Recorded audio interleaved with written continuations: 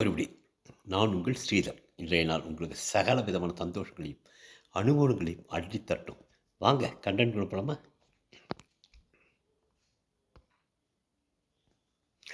அதாவது 33 இட்லிய தின்னு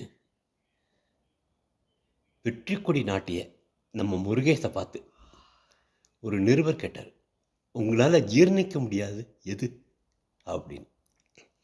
அங்க ஒரு இட்லி ஈட்டிங் காம்படிஷன் நடக்கிறது.